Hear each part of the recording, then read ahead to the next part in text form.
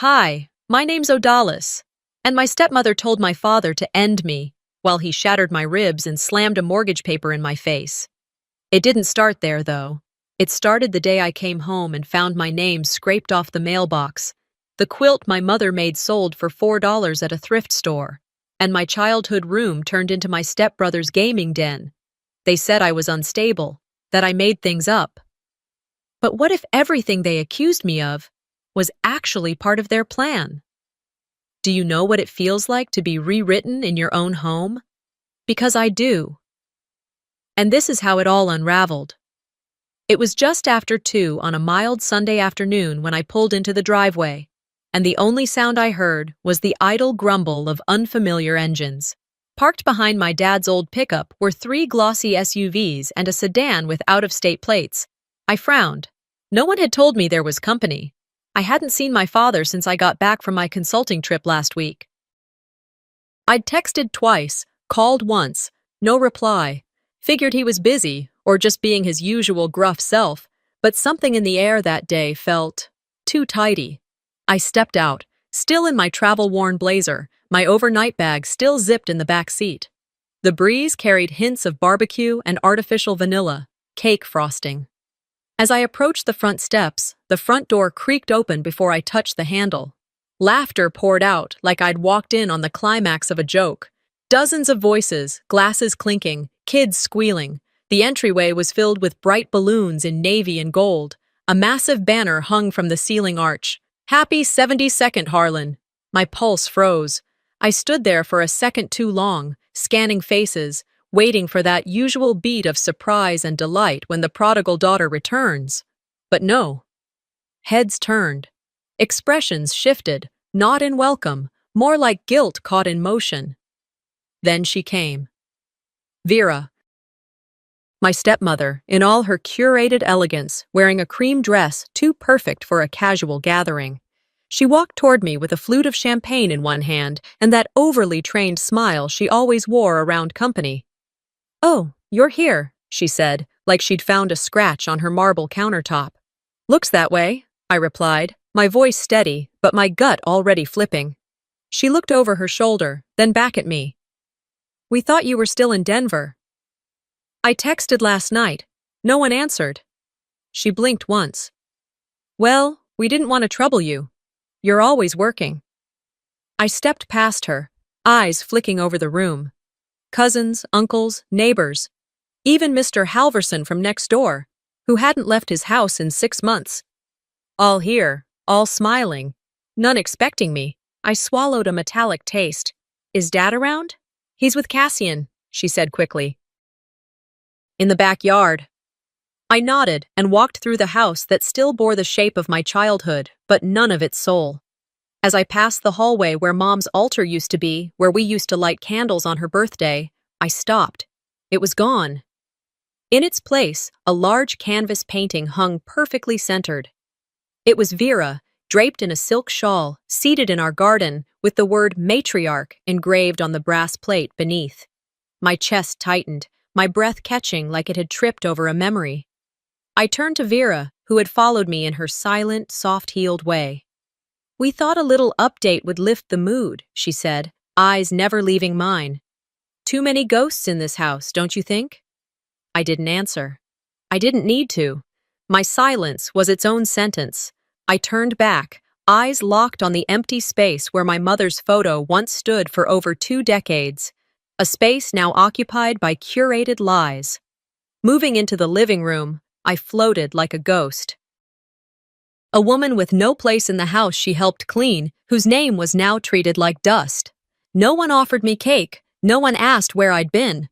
They just talked louder, laughed harder, as if to muffle the weight of my presence. Near the fireplace, a family photo was being arranged. My father stood stiffly in the center, one arm around Cassian, Vera's son. Vera adjusted her pearl necklace and smiled into the camera. I paused near the doorway, not intruding, just watching. The photographer, a local teen they hired often, looked toward me hesitantly.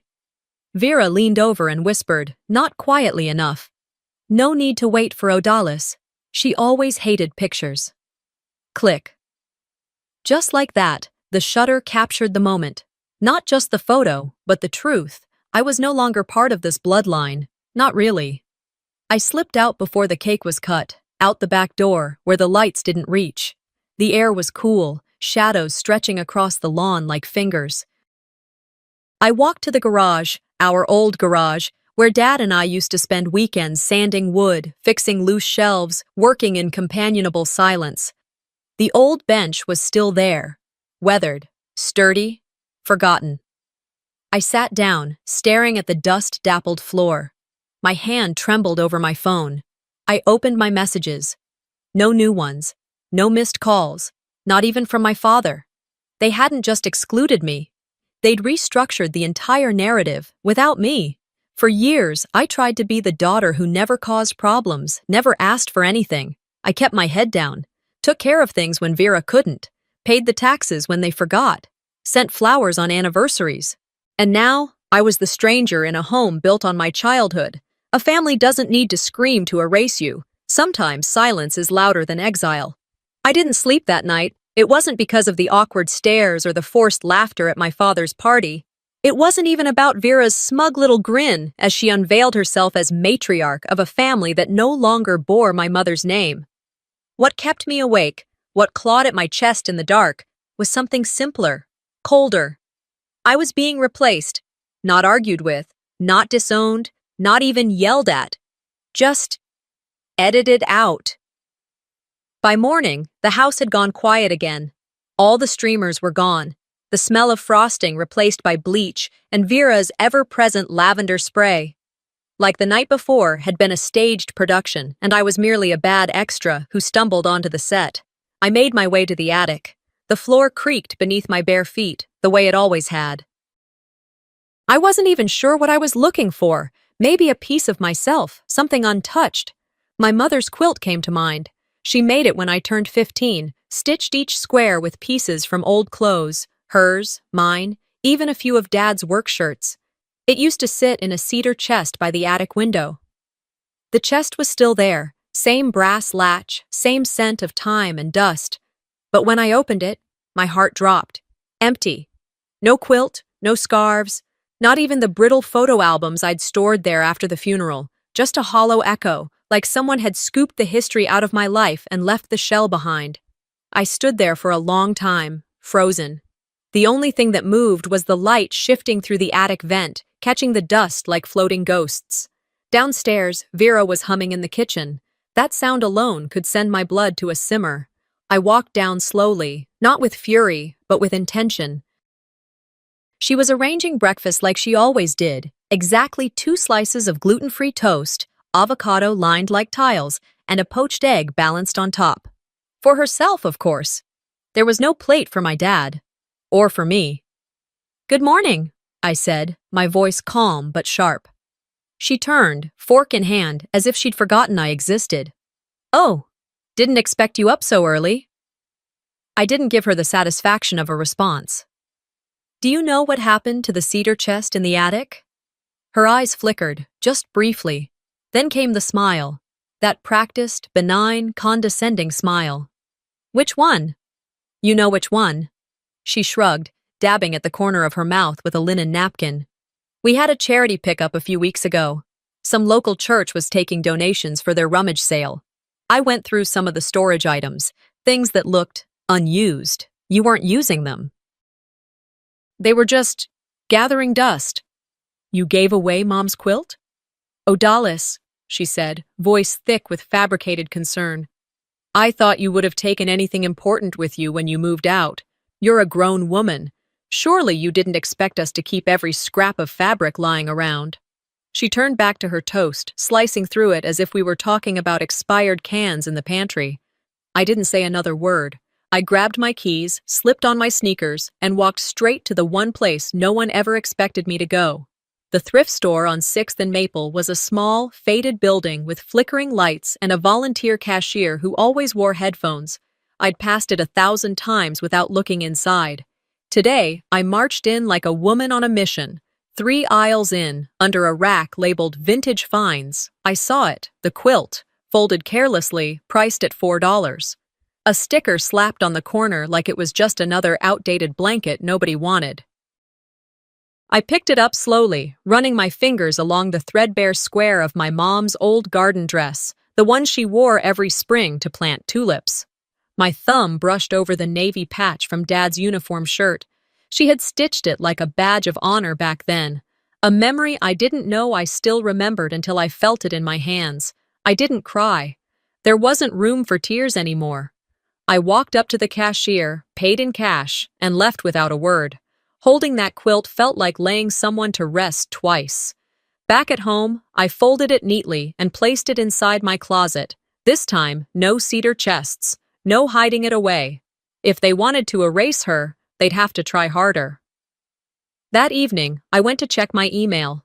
I'd been ignoring my phone, avoiding texts that felt too performative or shallow. But something made me open my inbox that night. There it was, an email from my father's address. Subject line, enough. The body read, "You are not welcome here anymore. Don't contact me again." I froze. I reread it twice. The punctuation was too clean. The tone, too cold. It didn't sound like my dad. He was never a great writer, but even when he was angry, he used phrases like young lady or I don't want to argue. This was sterile. Final, corporate. I grabbed my phone and dialed his number. Straight to voicemail. I tried again, still nothing. My chest tightened. Something about this didn't feel right. Dad's email password had been changed recently, after Vera insisted she help him organize his digital life. I remembered that because he grumbled about it over lunch a few weeks ago, said something like, "Vera made me one of those online vaults." I opened the email again, then I opened the metadata. It wasn't hard, just a quick peek at the IP address. It came from inside the house, specifically Vera's laptop. I stared at the screen for a long time, letting the truth settle like a bitter stone in my gut. She'd forged it. She'd written that message and sent it from his account to make it seem like I was being pushed out by my own father, not just replaced, erased, with my dad's voice as the tool. I didn't scream. I didn't throw anything. Instead, I clicked forward. I sent it to a private email I'd created years ago, one I only used when I needed to keep records. The subject line read, "Evidence, Vera, forgery." I filed it into a folder with the same name, then I shut the laptop. There are thefts that don't involve money. Some people steal memory, others steal your identity and wear it like they earned it. But Vera, she wanted to steal my role in this family and bury me under the debris of her lies. I didn't talk to anyone the next day. Not Dad, not Vera, not even Cassian, though he walked past me 3 times like he was daring me to ask what he thought about the email he had no right to read. I spent most of the morning in the sunroom with a notebook on my lap, writing things down. Not feelings, not memories, just facts. Times, dates, documents, faces. A slow, quiet list of what no one could deny later. 2 days after that email, the air in the house felt different. I couldn't explain it at first, just that strange tingle like someone had already made decisions about your life without asking you and was now waiting for you to react. That kind of silence. Late that afternoon, I walked into the kitchen to get coffee and found a manila folder on the island counter. Nothing dramatic, no sticky note, just sitting there like it belonged. Inside were printed forms, legal-looking, a cover page labeled Limited Power of Attorney, Household Management. I scanned the paragraphs, familiar boilerplate about accounts, shared responsibilities, right to make decisions. One line caught my eye. Grants full control of property-based decisions to secondary caretaker, Vera Kress. Then came the kicker, my name, typed neatly at the bottom as the signing party, blank signature line beneath. I stood there, rereading it twice, slower each time. Vera walked in like she'd timed it. She had a dish towel in one hand and a tone that always walked the line between cheer and command. "Oh, good, you found it." "What is this?" I asked, voice low. "Just something simple. Dad needs help organizing his accounts. This just makes things easier. You wouldn't believe how complicated banks make things when you get older." I stared at her. "Why not send it to the lawyer?" She paused for a half second too long. "Oh, well, you know how expensive that gets.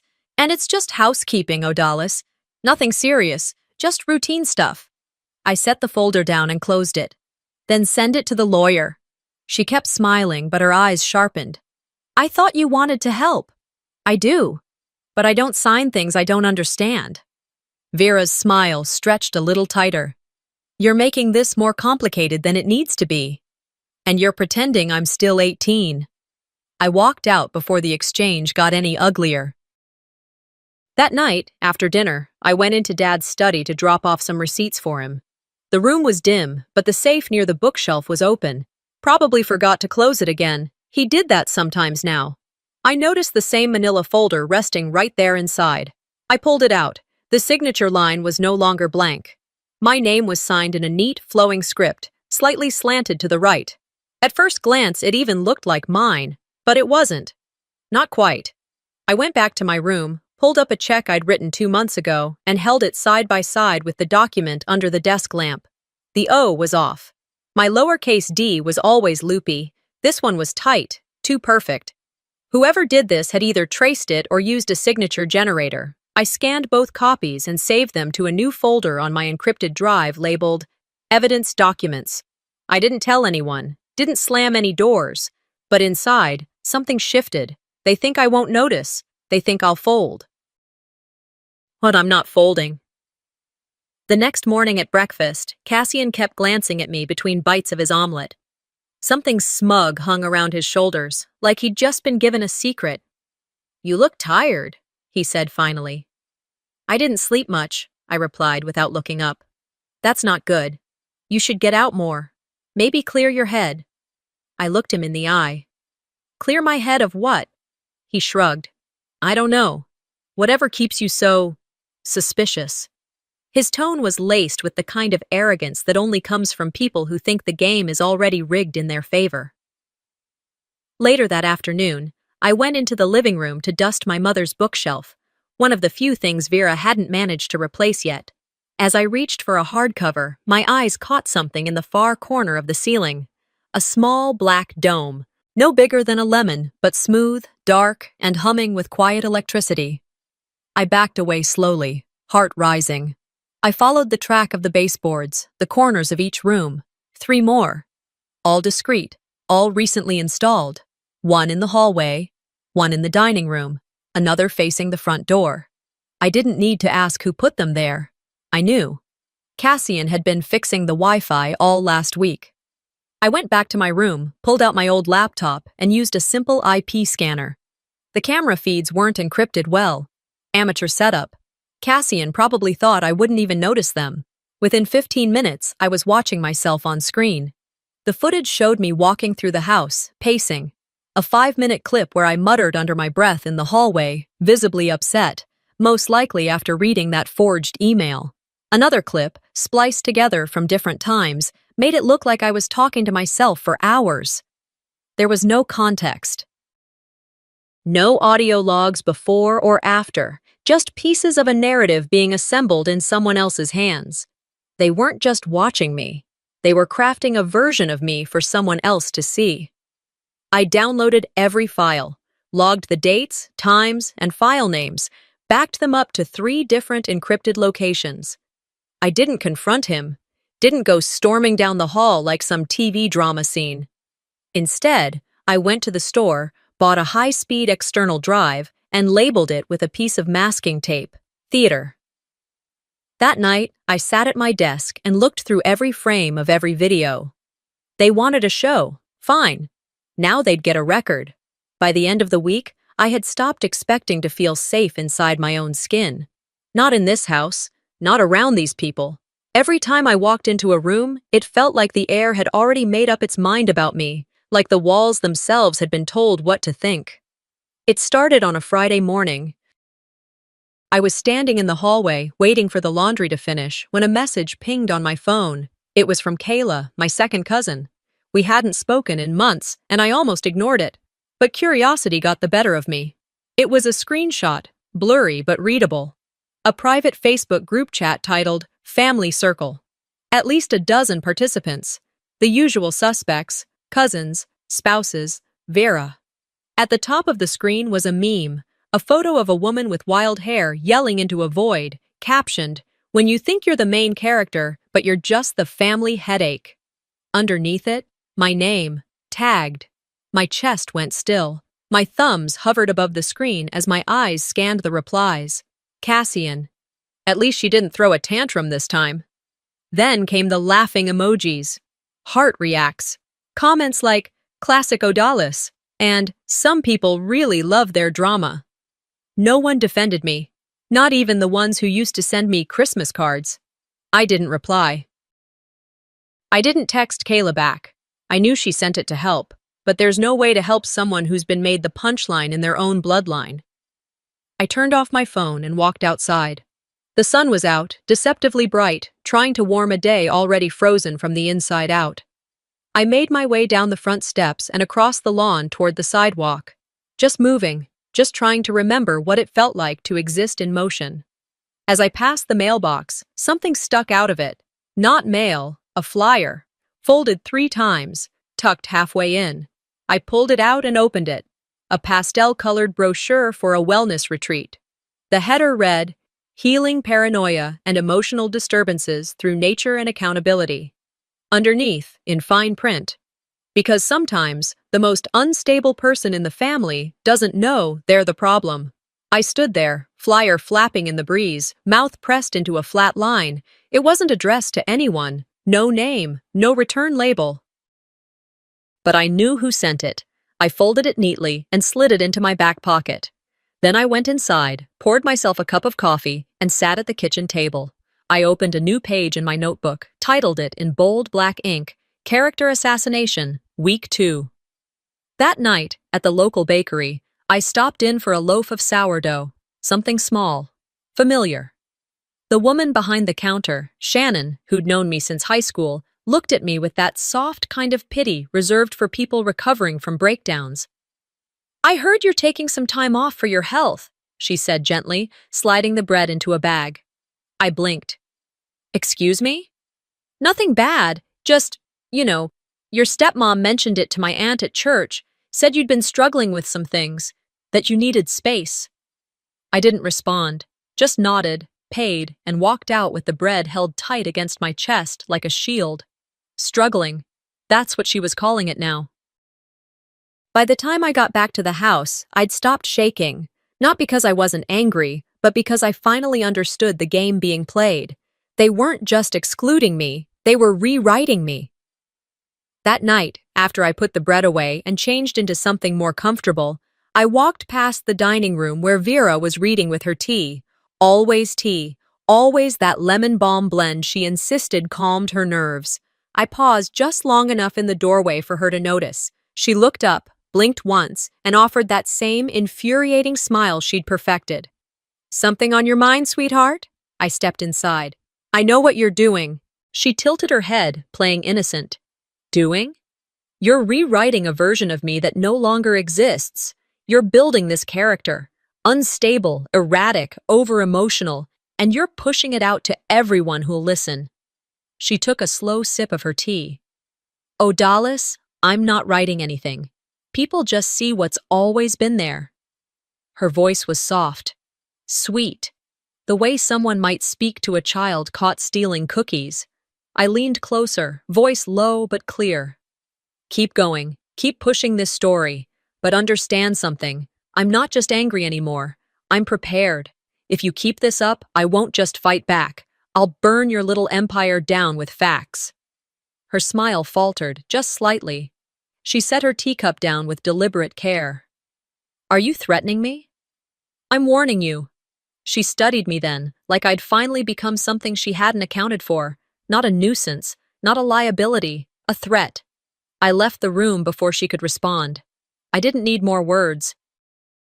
The next morning, I walked to the hardware store and bought a small safe. I bolted it to the floor of my closet and started printing. Every email, every forged document, every doctored clip I'd recovered, I placed it all inside. Then I made 3 backups. They wanted silence. But I was building something louder than their lies, one proof at a time. The look in Vera's eyes that night didn't shake me. It confirmed everything I already knew.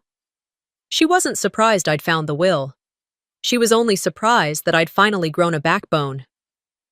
3 mornings later, I came downstairs to find my father sitting alone at the kitchen table, sipping lukewarm coffee and staring at a stack of papers.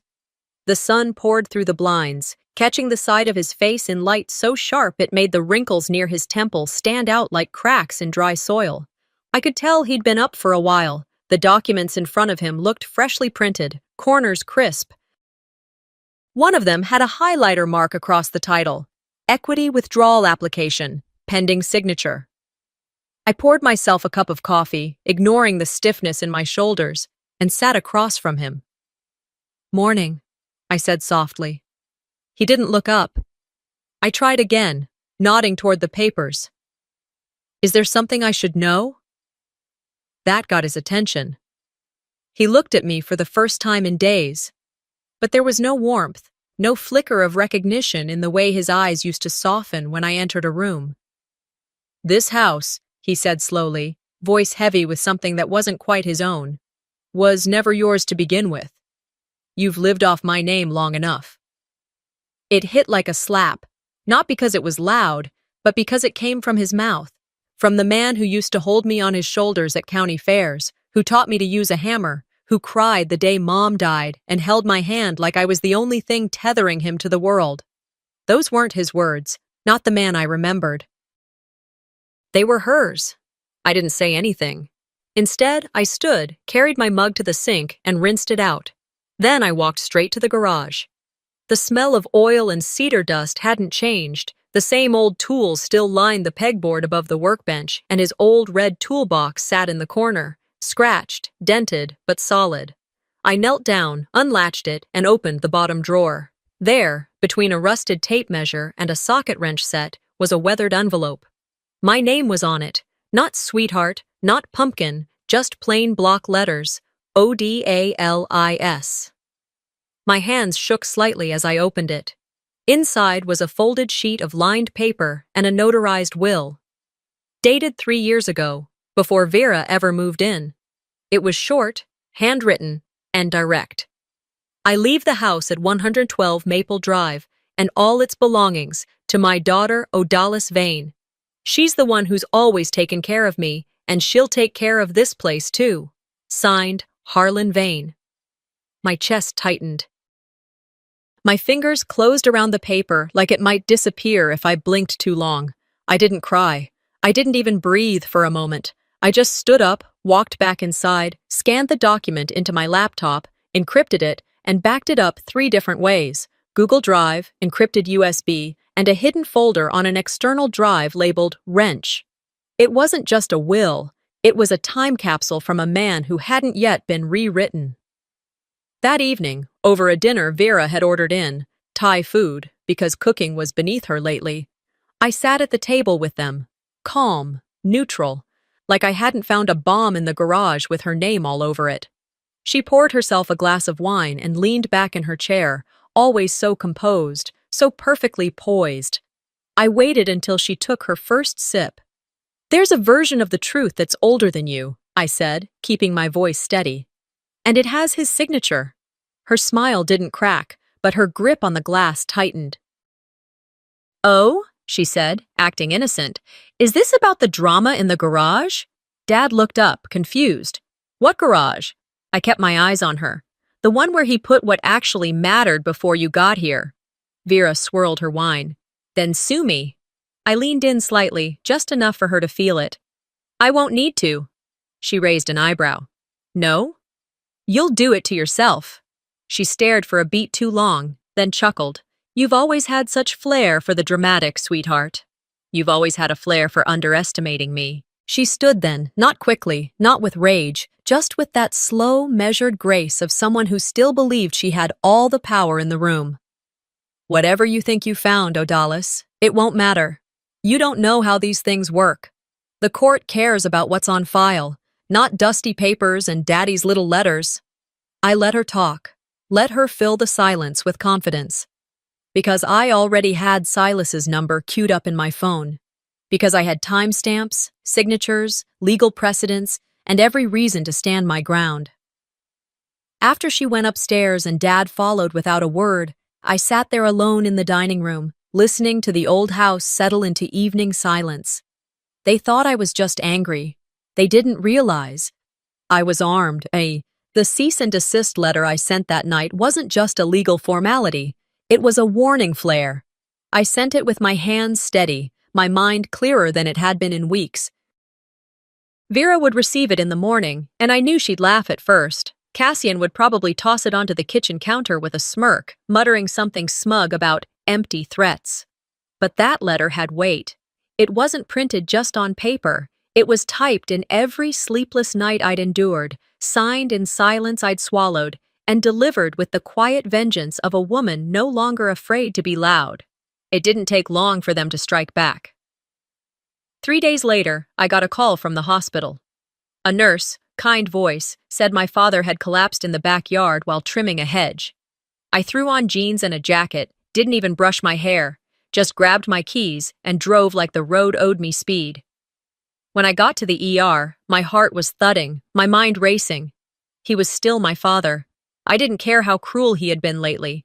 I just wanted to make sure he was breathing. I ran to the front desk, gave my name. The receptionist, a younger woman with a headset and eyes that flickered too much, clicked around on her screen, then looked up at me with a neutral expression. "I'm sorry, you're not listed as an authorized contact." I blinked. "I'm his daughter." "I understand, ma'am, but the authorization list only has 2 names, Vera Kress and Cassian Rowe." I felt my jaw tighten. "He never would have removed me." She shifted awkwardly. "You'll need to speak with his listed proxy."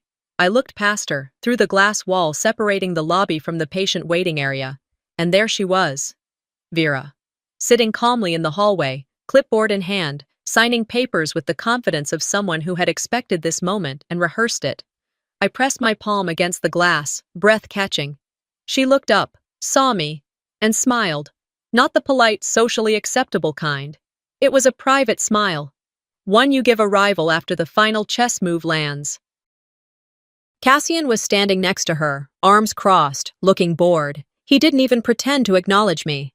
I stood there for a full minute. My pulse pounded. My hands were shaking, but I didn't bang the glass. I didn't yell. I didn't demand. I turned and walked out. If they wanted to play legal games, I'd match them, move for move. Back at the house later that afternoon, I parked in the driveway longer than usual. The sun was starting to dip behind the hills. The light had that golden hue that usually made the backyard look soft, nostalgic. Not today. When I finally walked inside, the house was quiet, too quiet. As I passed the hallway, I noticed something different. My bedroom door, my childhood room, was closed, locked. I tried the knob. Nothing. I knocked once. Cassian's voice floated from the other side, lazy and unbothered. "Occupied." I didn't move. "That's my room." He opened the door slowly, grinning like a child caught with his hand in the cookie jar, but too old to care. The room was changed. My bed was gone. My bookshelf, the one my mom gave me when I turned 16, had been emptied. In its place was a flat-screen TV, a gaming console, and a mini fridge. My photos were gone. My high school trophies, gone. The quilt my mother made, missing. "What the hell is this?" Cassian leaned against the doorframe, biting into an apple. "Mom said I needed a real space. You weren't using it anyway." I stared at him. He didn't flinch. He actually laughed. "Don't look so shocked. You moved out years ago, remember? I was still living here. Were you?" He tossed the apple core into the trash. "You were more like a seasonal guest with a bad attitude." Something inside me snapped. Not loud, not messy, but final. I didn't raise my voice. I didn't argue. I walked past him, straight to the garage. Found the old wooden bat my father gave me back in middle school when I joined softball. It still had my name etched on the handle in permanent marker. When I returned to the hallway, Cassian was still smirking, 1 foot in the door. I said nothing, raised the bat, and slammed it into the doorframe. Wood splintered, paint cracked. One more swing, just enough to send a jagged message across the molding he'd just finished repainting. He jumped back, hands raised. "What the hell is your problem?"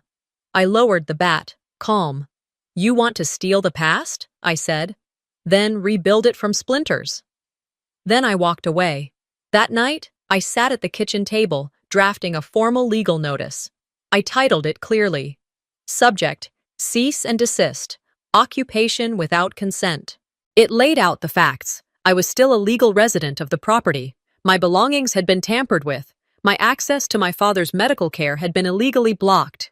I included references to the original will, current deed filings, and ongoing manipulation of a mentally diminished elder. I BCC'd Silas and sent it to Vera and Cassian's shared inbox. I didn't wait for a reply, because I knew what was coming next. That was the last time they thought I would walk away. The email I sent that night with the cease and desist wasn't even 48 hours old when the retaliation began. The next morning, I stopped by the grocery store after an early meeting with Silas. He'd reviewed the document I found in Dad's toolbox, confirmed its legality, and even offered to start drafting a quiet claim to freeze any new property actions. I told him to wait.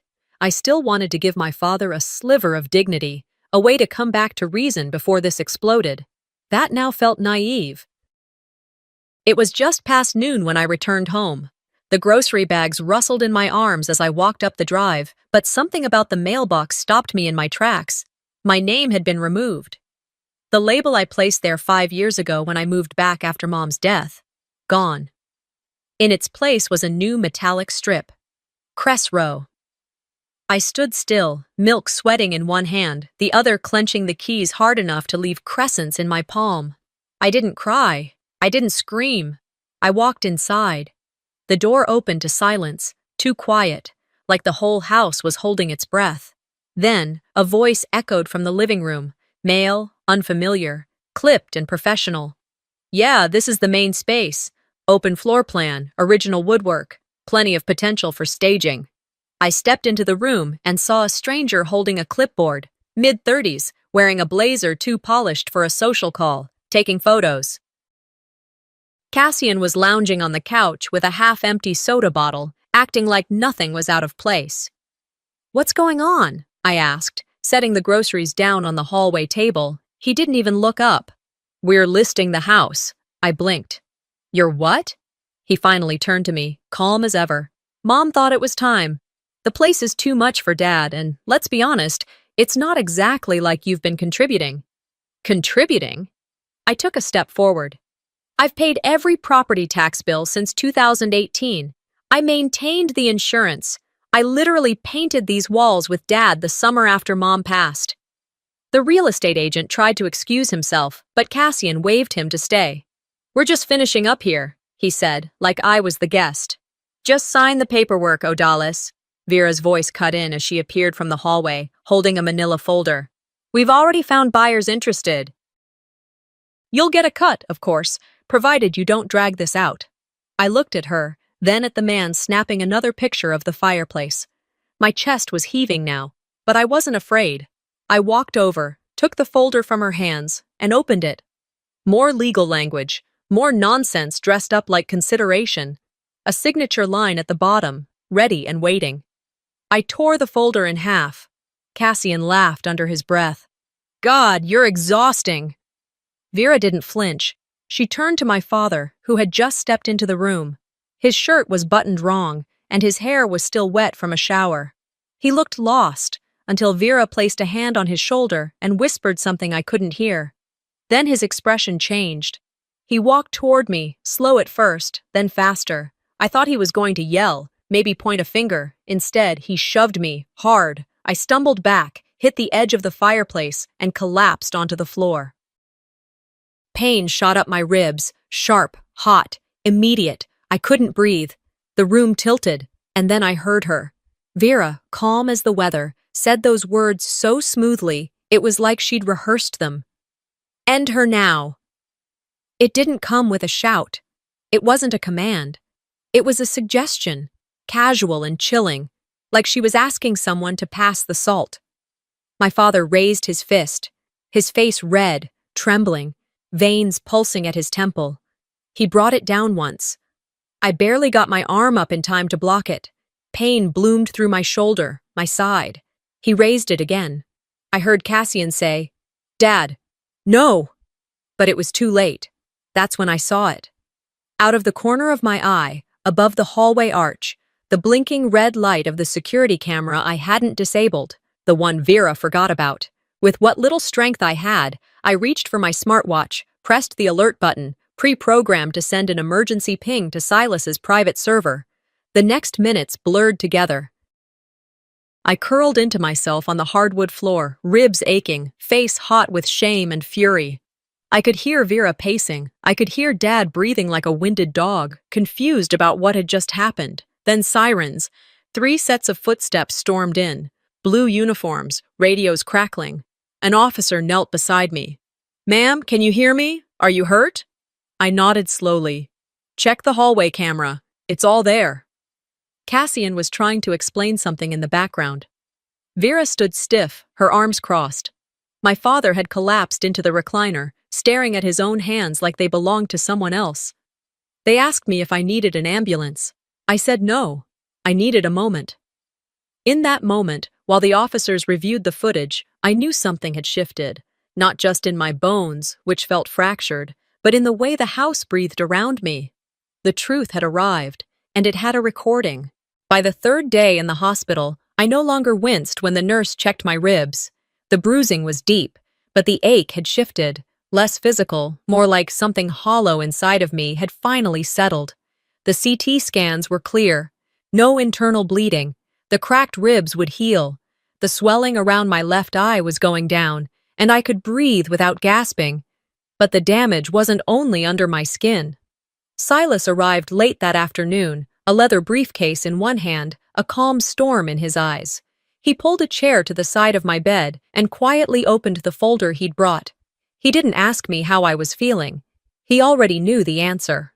Inside the folder, labeled in my handwriting, "Timeline of coercion and property fraud," was every screenshot, every email, every legal discrepancy I'd been collecting for months.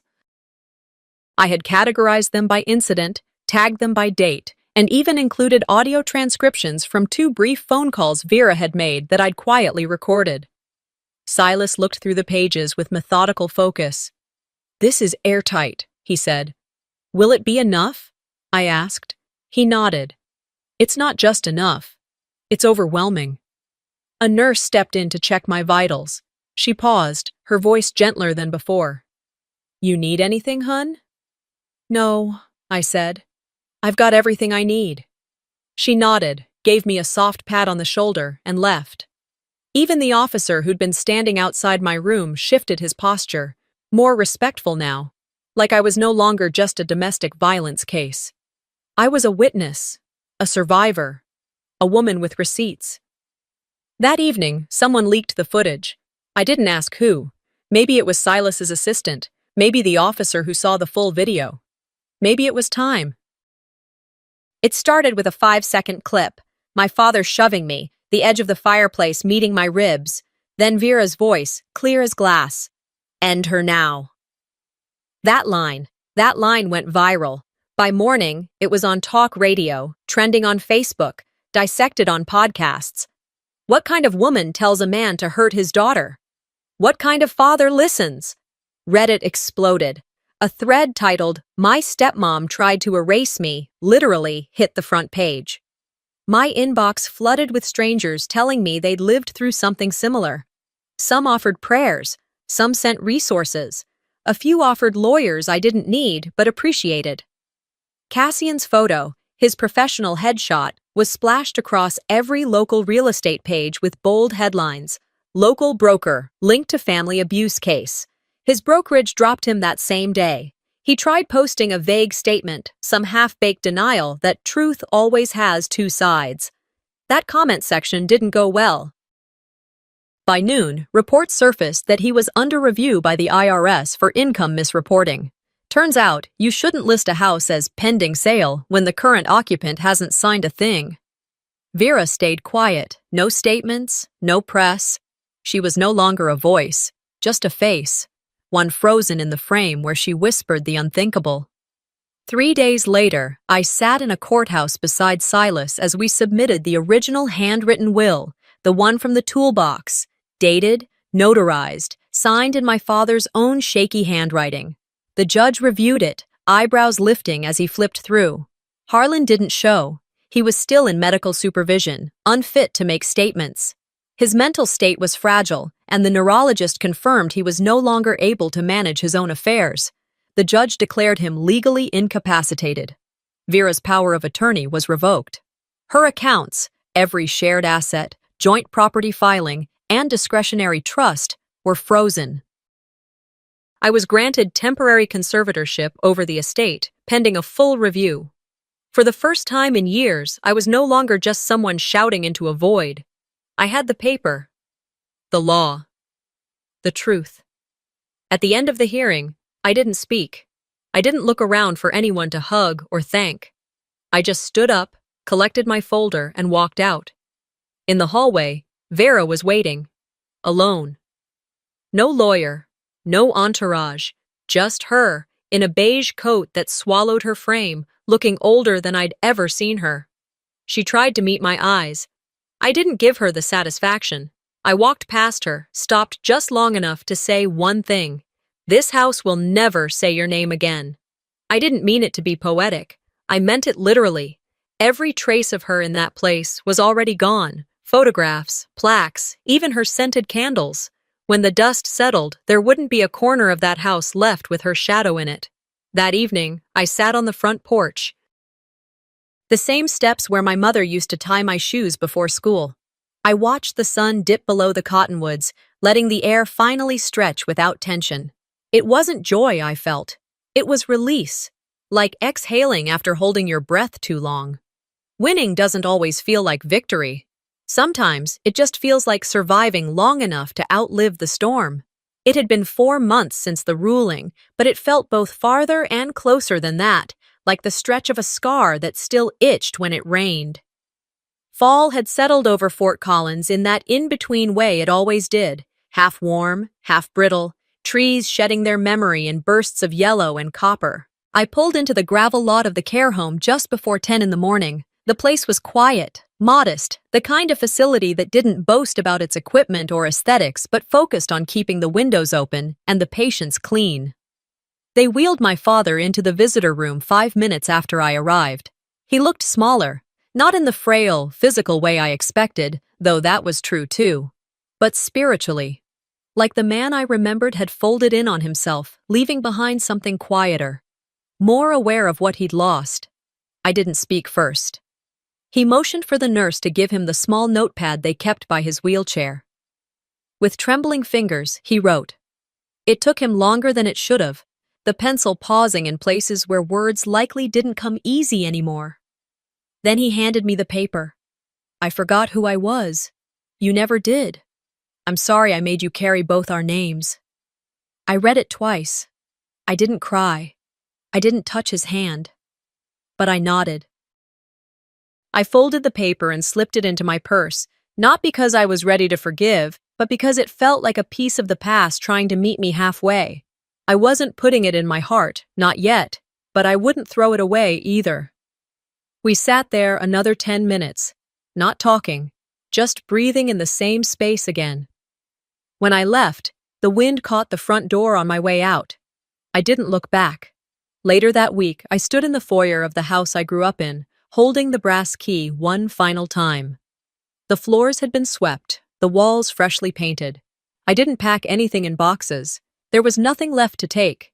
The few items that mattered had already been quietly removed. My mother's light fixtures, the worn cedar coat rack Dad made in '92, the record player from the back den. Everything else, left for the next family.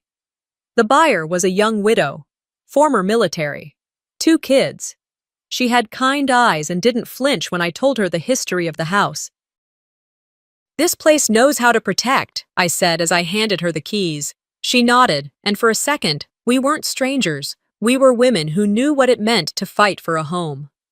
A week later, I opened the door to my new space. It wasn't much, just a repurposed cottage at the edge of downtown. A 2-room setup with wood floors that creaked with honesty, windows that let in more light than I expected, and the faint smell of lemon oil and legal pads. I named it The Room. Not a business, not a nonprofit, just a space for women like me. Women who showed up with manila folders full of property titles, phone bills, court orders, and with eyes full of fear they'd never admit out loud. Some brought documents, others brought silence. All of them carried the weight of having been made small in spaces they once helped build. I wasn't a lawyer, not anymore. I didn't offer legal advice. I offered presence. I helped them organize their records. Taught them how to speak in timelines, how to say, "Here's what happened," without apology. I'd sit across from them, not behind a desk, but next to them at a long shared table, listening. Some days were quiet. Others came with stories that made me press my palms to the wood table just to steady myself. But I never turned anyone away. One Thursday, near closing, the front bell chimed. A woman about my age walked in, shoulders hunched, eyes scanning like she expected someone to stop her. She clutched a folder to her chest. "I'm sorry," she said, barely above a whisper. "I don't even know if this is a real thing." "It's real," I told her, stepping closer. She opened her folder slowly. Inside were mortgage documents with her name on them. Yet somehow she was locked out of the house. Her husband's cousin had moved in. No explanation, no eviction notice. "My name's on everything," she said, "but they said I'm not on the lease anymore. That I must have signed something I don't remember."